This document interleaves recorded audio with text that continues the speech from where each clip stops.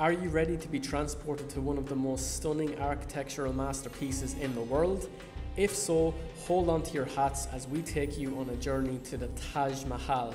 This stunning mausoleum is a true wonder of the world, boasting beautiful designs and outstanding views.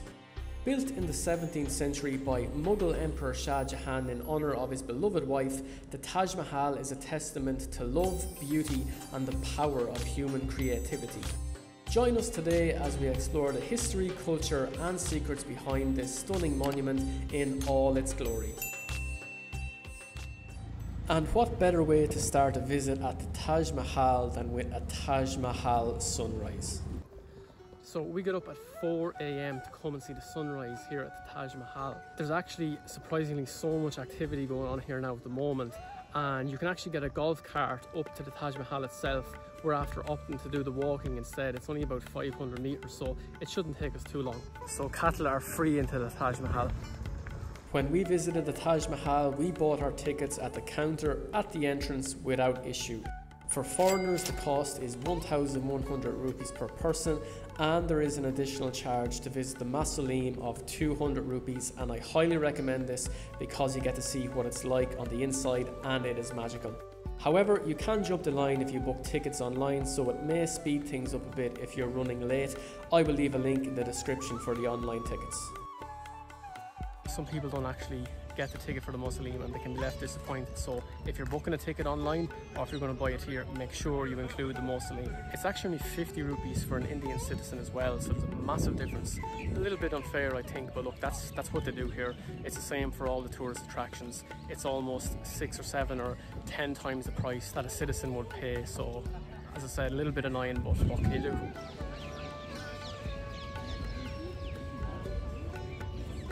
So we got a tuk-tuk here for 200 rupees. We actually know the guy who has brought us here. We've been using them for the last few days. He wanted to charge us 50 rupees for about a kilometre or two away. We said no, it's 4 AM, so we're going to give you 200 rupees, but you can work out a deal with any tuk-tuk driver. They're literally everywhere. And the tuk-tuks here are definitely more expensive than Jaipur, but you don't have this in Jaipur.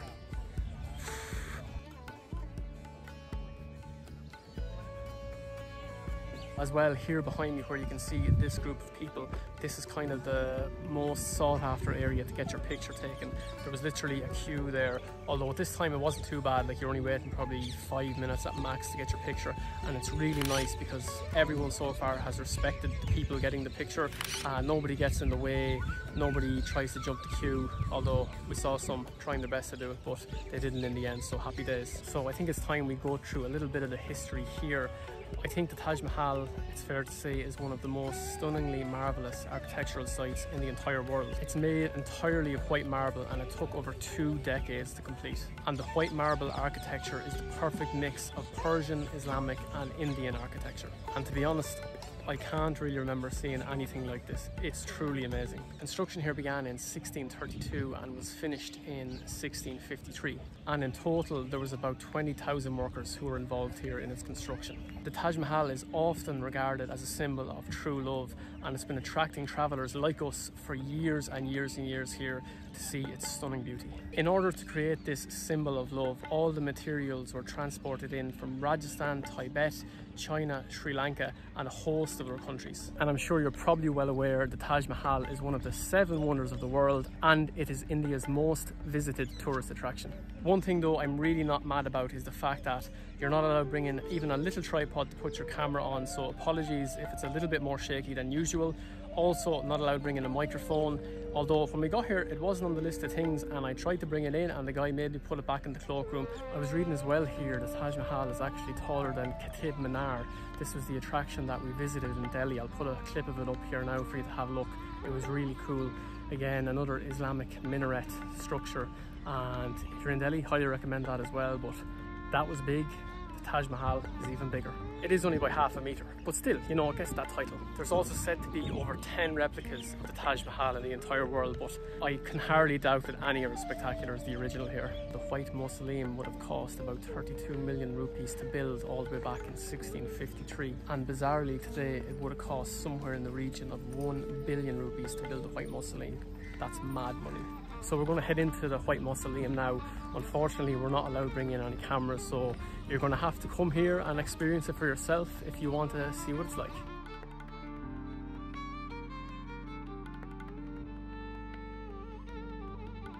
So the only thing that is not symmetrical in the building is actually Shah Jahan's tomb, because I don't think, it seems like it was never his intention to be buried here and he was added later. So it's actually, Taj Mahal is in the center and he's on a side. Really starting to notice the influx of people now behind us. When we came, there was only a handful of people scattered around. It's only 6:20 in the morning and it's getting full already. So that was absolutely amazing. We're just out of the White Mausoleum and really it's stunning inside. You could really notice as well, as Lupe said, how Shah Jahan's tomb wasn't really meant to be there originally. It's the only thing that's not symmetrical in the whole complex, so really cool to see that as well.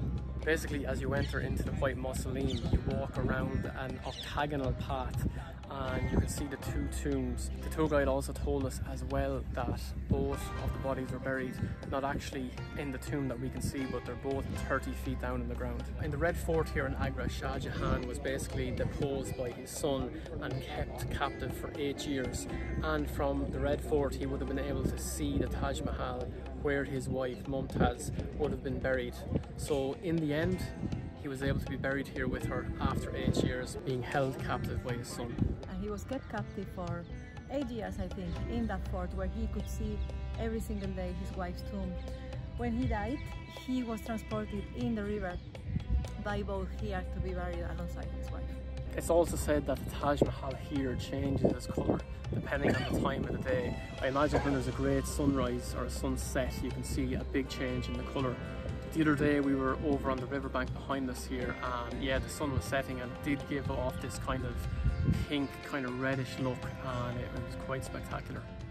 So as I said before, the Taj Mahal was built by Shah Jahan for his wife Mumtaz, who died giving birth to their 14th child. Shah Jahan was absolutely devastated. He found it very hard to deal with, so one thing he did do was build this amazing Taj Mahal complex, and it was supposed to be a reminder of how beautiful and how graceful his wife was. Obviously the Taj Mahal is not just a monument, it's a symbol of love and devotion from a man to his wife, and that undoubtedly makes it all the more special. Also, the white marble here, the intricate detail and design that we can see, the precious stones that were used to build it are all symbolic of Mughal architecture. And did you know that the Taj Mahal is covered with over 40 different types of precious and semi-precious stones? There are diamonds, emeralds, sapphires, and they have all been inlaid into the marble here in a process that is known as pietra dura.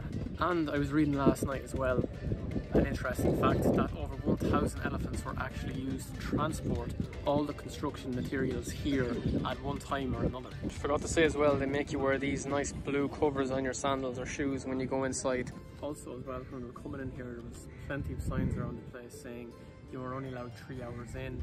Even online when you buy the ticket, it only lets you go from the morning till midday or midday till about 5:30. But when we came in here, our ticket said basically 24 hours. I don't know what you do if people buy their tickets online, you only get half the day, whereas we get the full day.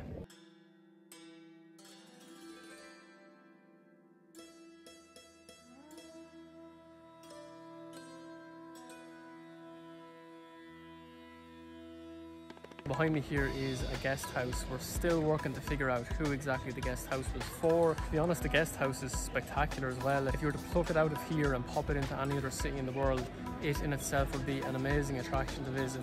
The architecture is stunning here. A site like the Taj Mahal, you have to put your hand all over it.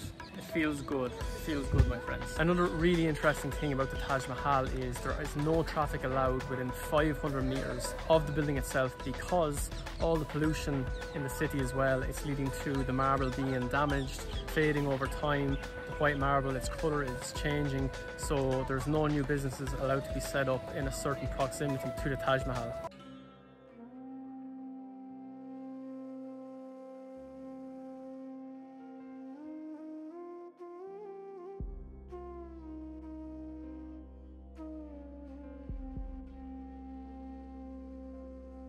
Have a look at this as well. It's starting to get absolutely mobbed in here. So many people coming in here now, it's going to be hectic in the next hour or so. So we read that all the tours come in at about 9 AM, so it makes sense to either get here before that, spend a lot of time going around when it's quiet, or come later in the evening, but early morning is definitely the best.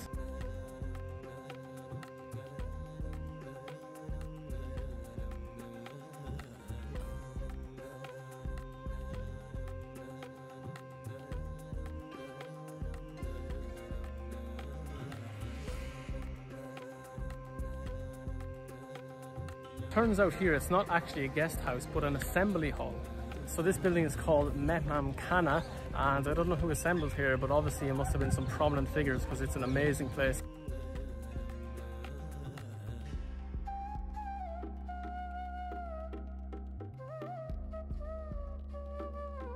Today, actually, Luca made a good point there. It's quite a dull day, a lot of cloud up there. But if we were here on a really sunny day, it would be very hard to look around here and enjoy the Taj Mahal in front of us. But you'd probably need to have your sunglasses on. But today, all is okay, no issue there. To be honest, just sitting back here and looking at the Taj Mahal, you can kind of be lost for words at times.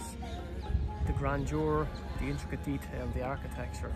It's really a sight to behold. Like, I literally remember being a child, going through the encyclopedia and the maps of the world and seeing this place pop out like nowhere else, and I can really see why and appreciate it now for what it is. It's sublime, really. And don't forget as well, if you look at the Taj Mahal, it's very feminine in its nature. It was designed for Shah Jahan's wife, so he wanted the most beautiful, most feminine, most elegant design that he could get. I think it ticked all the boxes, to be fair.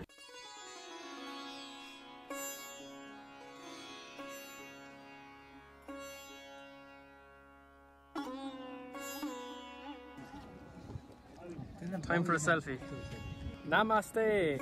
Namaste! So here behind me now you can see there is a mosque. It's just called mosque. I don't see another name with it, but it's very beautiful, and it's called, what's the name? What's the name of this mosque? You know the name of this mosque? Does it have a name? Taj Mahal? Masjid. Right opposite the Taj Mahal here. Close to the public, although there's a sign that says please take your shoes off, your sandals off before you go in. It's exactly symmetrical with the assembly hall that we were just at on the other side. So we're after being here basically for the last 4 hours. It's now 9:30 in the morning and we're really taking it at a chill pace. We want to soak it in as much as we can. I do think that a lot of tourists, they fly through everything, they fly through all the sites here, and they don't take enough time to really appreciate it, because we can't see anyone who is here at 5:30 or 6. So our tip is always spend as much time as you can in the site and enjoy it, because who knows if you'll ever be back to the Taj Mahal. If you look at most travel blogs, they will say 2 or 3 hours here. Maybe it's enough for you depending on what your plan is, but for us, definitely we like to take it easy and spend as much time as we can. We end up taking many pictures with the local people here as well. They love that, as do we, so it can be a lot of fun as well. You can probably see here around me, there's like a nice green park area. It's very beautiful, it's very peaceful. If you look down the sides, there's always a few people, a family or a group, just sitting, chatting, taking a bit of time to themselves, because it can be a bit more hectic around the Taj Mahal itself, so you can always take a bit of time and chill out there. These amazing green lawns weren't always like this. If you look back at some of the older photographs, the black and white ones, you will see that this area would have been covered in woodland, and it wouldn't look much different back then. So they've obviously done a lot of changes here, make it a bit more tourist friendly. Here we have Jal Mahal Water Complex. Both the eastern and western pavilions here are identical, and these would have been built back somewhere between 1631 and 1648. And as you can see, it really adds something nice here in the garden. This leads us around to the museum, which I think will be very cool to see. It said nothing in the ticket about the museum, so we're kind of going in here hoping it's free. There may be a fee with it, so let's go and find out. Happy days into the Taj Museum from 9 to 5, and it is free.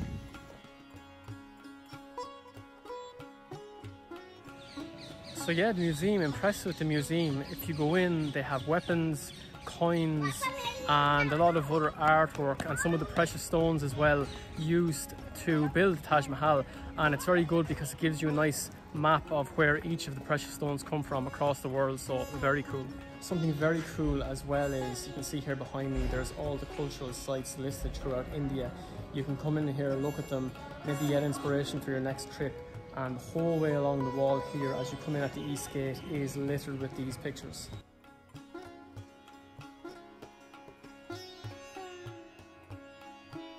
I didn't even realise that India has this many World Heritage Sites. When you see them all out in front of you, it is absolutely amazing.